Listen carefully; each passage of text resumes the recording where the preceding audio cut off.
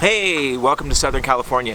We are down in the Soledad Canyon area of California, just outside of LA, and we had just spent the last month and a half down and further south with a whole bunch of other traveling families, and we got asked a lot about traveling up the East Coast since we did that last summer. So I decided, that might be a good idea to put together a short video about traveling the East Coast. So here we're going to have 3 tips on navigating up the East Coast for you. So the first tip would be plan as far ahead as you can, but at the same time be flexible. Have several options when you're looking at areas to visit as far as the different types of campgrounds. We used a variety of different things like county parks, state parks. We use discount membership clubs. We've used Thousand Trails. We mixed it up quite a bit, and it really put us in positions that we wanted to be and places we wanted to see. So do your planning as far ahead as you can, but be flexible, especially if you have a budget, because RV parks on the East Coast can be fairly expensive and spaces are limited. Also, if you have a bigger RV, check reviews and get on the forums and find out, because we have a 40-foot fifth wheel, which isn't as big as some, but bigger than most, and we found it tight in a lot of different places. There was one campground in particular up in Massachusetts that had we not fit into the one site they had available for us, we would have had to leave.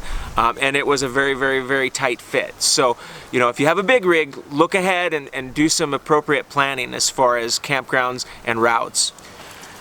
History, like the East Coast is packed with history, and everybody wants to see everything, but unfortunately there just isn't that kind of time. Make a list and prioritize the things you want to see, because unfortunately, unless you have a lot of time and an unlimited budget, you will not get to see everything on that list. So prioritize and plan.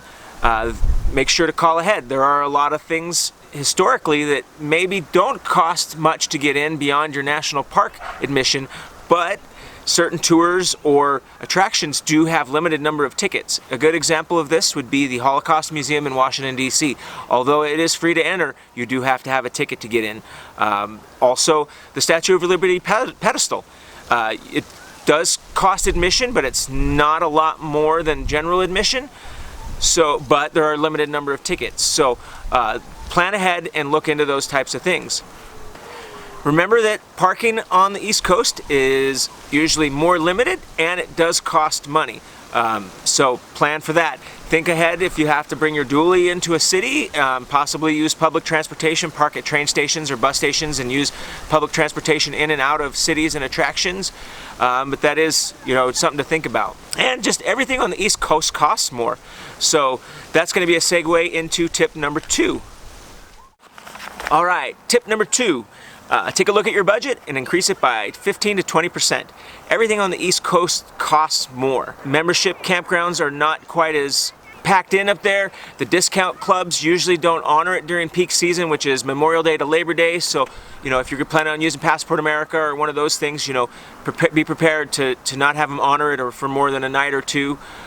And when you start to book reservations, you'll notice that a lot of those East Coast campgrounds, the rates are based on a general occupancy of 2 adults and up to 2 children. So any additional people are going to cost you more. And when you talk about us, like a family of 7, and it's $4 per person per night, camping nights can add up very quickly. But a lot of the attractions charge to get in if it's not a national park, and we even found a couple national parks that did charge even with the National Parks Pass for things. So just be prepared to spend a little more money going out and doing things. There's lots of great museums and things to see, so by no means do I want to discourage you from doing that and spending the money, but be prepared to spend money, and a lot of times there's also paid parking. Fuel prices are all over the place. When we drove from New Jersey over into Pennsylvania, the price of fuel went up 40 cents a gallon. And that was really common to jump from one area to another, and fuel prices changed quite a bit. So if you have a Gas Buddy app or something like that, just be aware of what the fuel prices are looking like from one place to another. The general cost of goods is all over the place as well. I remember when we were in one state, eggs were $1 or less a dozen, and then you went to the next and it was $3.29 for 18. Same with milk, or just general cost of goods is higher, and it fluctuates greatly depending on where you're at and what you're doing. And then there's tolls on roads. Now, whether it be a tunnel, a bridge, or an expressway, just be prepared to pay tolls. All right, tip number 3, routing and route planning. This is something that we did not do well at. we typically just hop in the truck and I plug in the next address in the GPS and we go. There's been times when we probably should have done a little bit more planning. There's lots of toll roads, and tolls are just kind of a thing in upper East Coast if you're navigating through. So you can avoid them sometimes, but it's not necessarily very convenient. So I would suggest getting one of these. This is called an Easy Pass.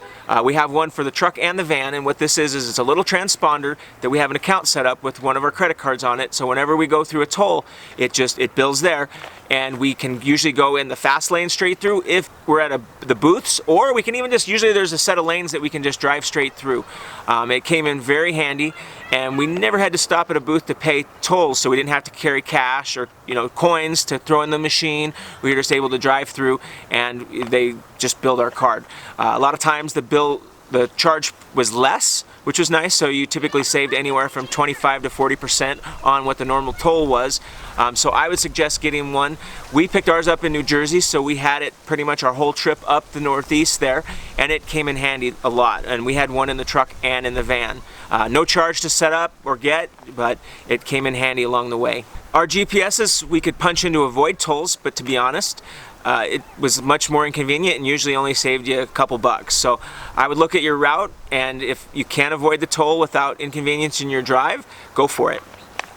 Another thing about route planning is the roads in the Northeast are really narrow and have a lot of low bridges. So I don't know how high your rig is. Ours is 13 feet 3 inches, so it's something that we have to pay attention to. So we use an RV GPS that will not drive us on any roads with a bridge that low, or I've double checked my routes via the Good Sam route planner, which works really well.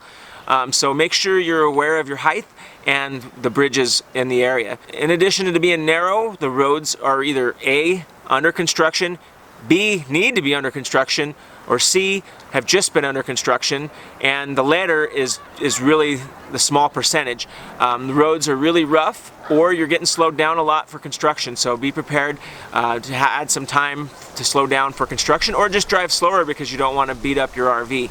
In addition to that, there are a lot of tunnels. It kind of goes back to the toll thing that, be prepared to go through some tunnels and know your height, and be prepared to be stopped to have your propane checked to make sure it's turned off. I haven't experienced it, but I've also heard there's a couple tunnels to where you can't go through it with the propane in the RV. One being in Baltimore, and I think the two in New York City are like that. I think you have to reroute and go over a bridge instead of under a tunnel. So we had a great time traveling the East Coast, and definitely look forward to doing it again and seeing some of the stuff we missed. We traveled too fast through some places and not fast enough through others, so we definitely didn't get to see everything we wanted to see. We will go back and see what we can. I hope these tips helped you in your planning stages for traveling the East Coast. Make sure and give it a thumbs up and subscribe to our channel, and I will have this typed up as a blog post on our blog, so you can check that out. I'll put a link down below, and you guys have a great day. Safe travels.